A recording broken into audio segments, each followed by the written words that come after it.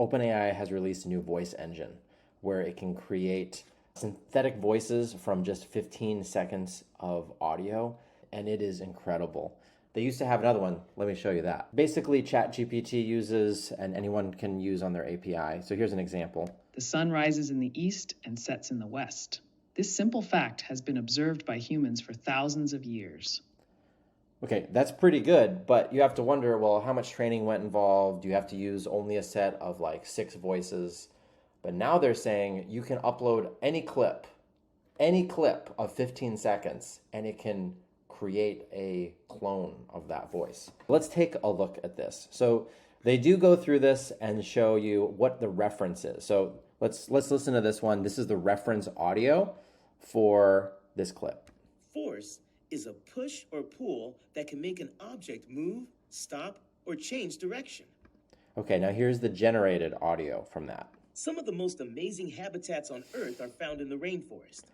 Okay, these are all words that were not in that original. So let's do one on chemistry. Salt also makes sure we stay hydrated, which means it doesn't just imitate the intonations of it. You can hear that it also duplicates the pauses in certain area. It's incredible. It's really good. Listen to physics. Have you ever wondered why a soccer ball soars through the air? This is already in use in some places, but we are never going to know very soon. Like, kids today are growing up in a world in which they will just accept that we don't know if something is AI or real, what is generated or not. So one big thing that this could be used for is translating content. Hey Jen is already using some of this. So let's listen to the reference audio. Friendship is a universal treasure. It brings joy, support, and laughter into our lives, no matter. Okay, now using that 15-second, I only played 5 seconds, but they can make Spanish. La amistad es un tesoro universal. Mandarin. 友谊是一种普遍的财。German. Freundschaft ist ein universeller. French. L'amitié est un trésor universel. Japanese. 友情は普遍的な宝物です。What's the point of learning other languages? I don't know. I don't even know, man. Another use that they claim is reaching global communities. Basically giving a reference of someone speaking, and this reference is in Swahili, so here's the reference. Ile kazi ambayo inafanywa kwa umakini. And then using that to generate information on, in this example, nutrition. Kwamba watoto wanakuwa vizuri kimwili na or breastfeeding instructions. Ukikosa kunyonyesha mtoto kwa miezi 6 People that can't speak or have speech disabilities or are nonverbal. This, you can use a reference audio. As a bilingual individual, fluent in both English and Portuguese. And then you can generate. I get your attention. Thank you for your help.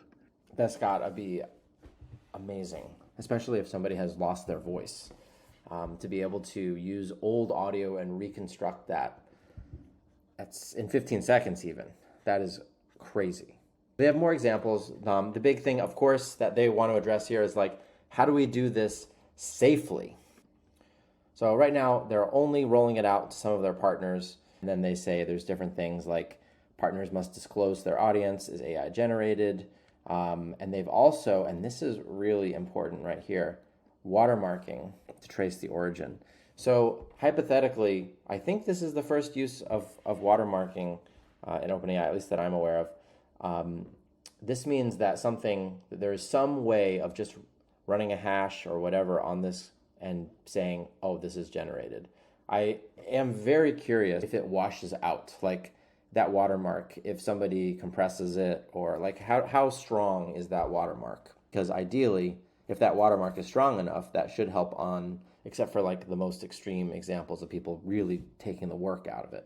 This technology is not completely new. It's really just a refined version of it. So that we can do this in 15 seconds instead of, let's say, 10 minutes of audio is the new part. But this technology itself is not like, oh, this is the end of the world kind of thing. This is just building on things that are already going on.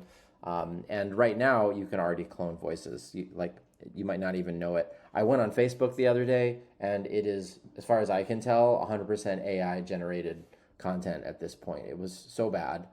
It was just people interacting with content that they think is real. So this is already happening, and we need to deal with it.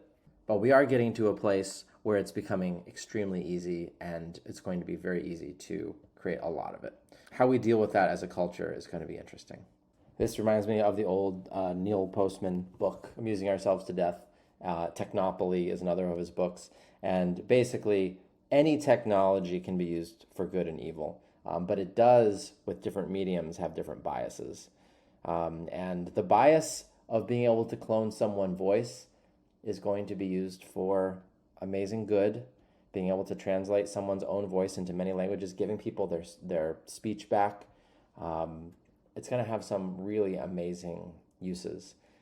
And it's going to save a lot of people time on, like, imagine being able to be an author and being able to read a 1,000-page audiobook through something like this quite well instantly. Like, I think that's a pretty good use of this technology. And there's going to be some really bad uses. You're going to get a phone call from somebody claiming to be a family member or something like that, and you just have to do XYZ or just send me this money. There's going to be problems like that, and an infinite variety of that. So we need to be prepared. Thanks for watching. Let me know what you think in the comments.